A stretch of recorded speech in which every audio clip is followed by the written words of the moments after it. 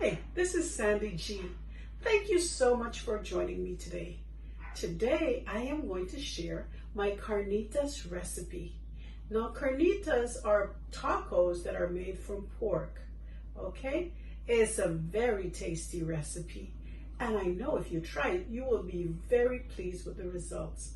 All right, so I'm making carnitas. The first thing I do with the meat is I pour some water on it, I cut some lemons and wash it off and get it ready for the next step, in which I will be putting the seasoning on the meat. Let me show you what I'm going to use in order to season the meat. I have here something called Ricardo. This is what it looks like. You have to liquefy it in some water, dissolve it, and then you use this as a rub on the meat.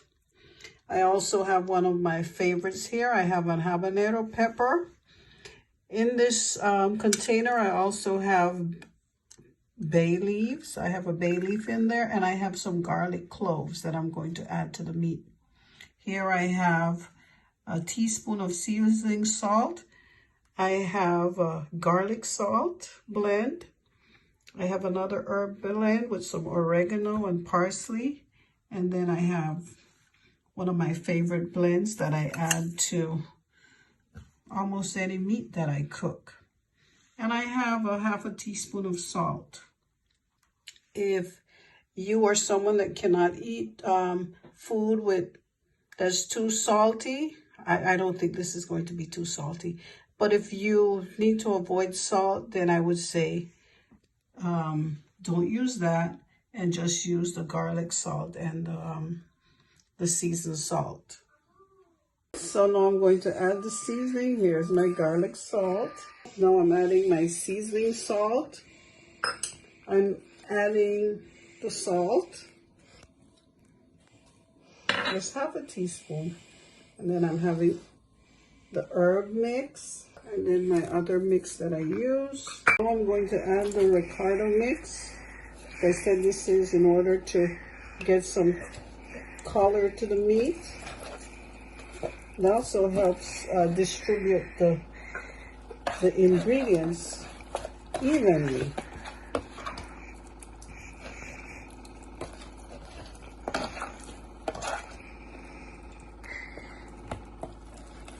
All right, my next step will be to make some holes.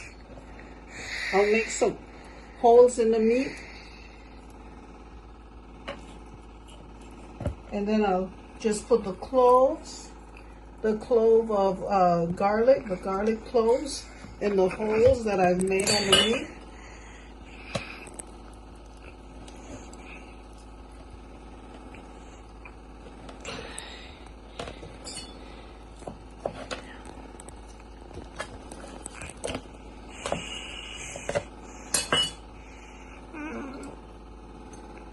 All right, I finished prepping the meat and I have placed it in the crock pot. You will notice the habanero on the side and the bay leaf. And I am going to turn this on and leave it for 6 hours. After 6 hours, I'll check it. If it's melting off and it's ready for my tacos, then I'll turn it off. But this is a small piece of pork shoulder, so it should be slow cooked in 6 hours. Let's look at this pork shoulder another time. Now, do you see the difference? Do you see how it just breaks away? So this is how we want it. And then I'll just continue using my fork to shred it up. And we're almost there. Look at that. Oh, listen to Mimosa.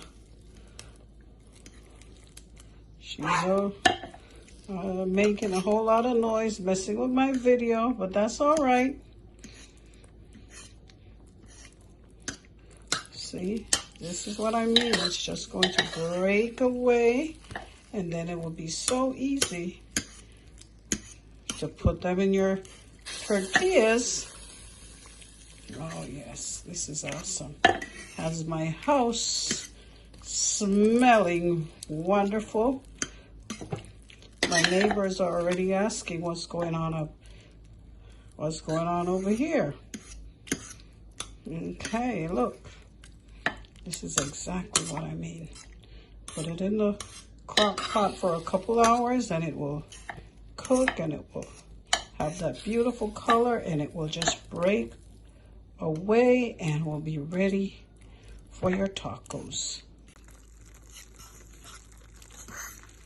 All right, now you see that the meat is absolutely perfect for my tacos. It's shredded, and now I can just go ahead and put all the ingredients together. I'll get my tortillas warmed up and dinner will be served. Now I'm getting ready to make the salsa I will be using with the carnitas. I diced 2 tomatoes. I had a quarter of a habanero pepper that I also chopped. Now, this depends on your taste. If you like a lot of spice, you can go with more. For me, I just like a slight little bit of spice. If I need more, I'll add it later. Okay, if it's not enough, I'll add it later. But it's best for you to add it later than for you to put too much where you can't enjoy it. So make sure you start with a little and then you add to it as your personal taste requires. I'm going to add to this mixture when I mix it up, because I have the half of an onion chopped and I have the cilantro. I'm going to put it in a bowl, mix it up, add 2 tablespoons of vinegar, about a cup of hot boiling water, and that will be especially for the onions. So mix it up, put my salt in there, and that would be my salsa. All right, here is the pico de gallo salsa I was making. It's perfect. Smells good, it has a great taste, and hey, it's just waiting on the other ingredients. All right, now I'm working on making my salsa. I have some tomatoes, have them in boiling water. I will take them out, not too much, just let them boil for a little bit, take them out, and put them with the rest of my ingredients to make a wonderful salsa. These are the other ingredients I will use for my salsa. I have a half of an onion chopped. I have about a cup and a half of cilantro. It's chopped already. I have a tablespoon of garlic, half of a habanero. I have about 2 tablespoons vinegar in that container. And I have half a teaspoon of salt. These are the other things I will add to the tomatoes that I have boiling right now. Take the tomatoes out the pot and place them in some cold water. You will see that you want to take the peel off.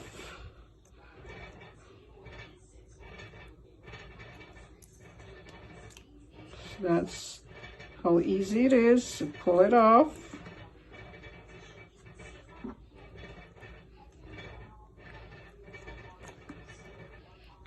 And now we move on to the next step.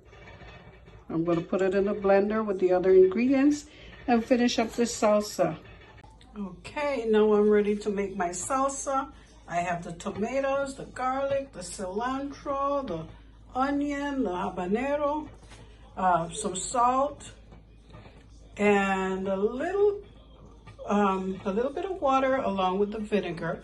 And I'm going to go ahead and blend this up.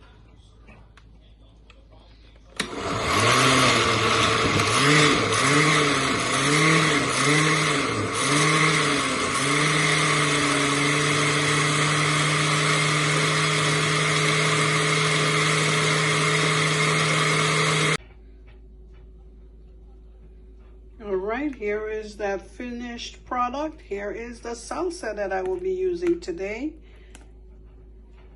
Smells good. I tasted it. Has the right taste. And when you do this, if you want to add a little bit more salt, for me, this was the perfect amount of salt. I don't need any more. The habanero was great too. It has a little spice, but it's not overbearing, not overwhelming. So I like it this way.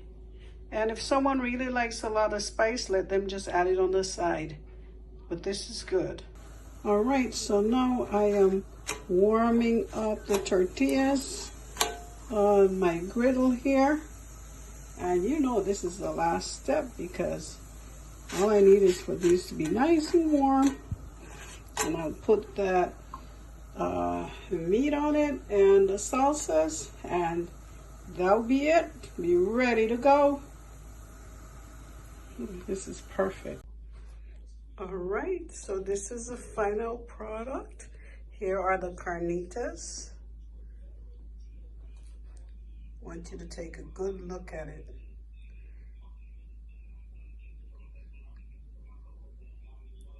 It is very tasty. I have extra cilantro. Here is the salsa I made to go with the carnitas, and that's the pico de gallo salsa. This is very easy to do, and you saw exactly what I did. I just slow roasted that pork, and it just fell apart. It just shredded on its own after it was so slow roasted for such a long time. Remember, at least 6 hours.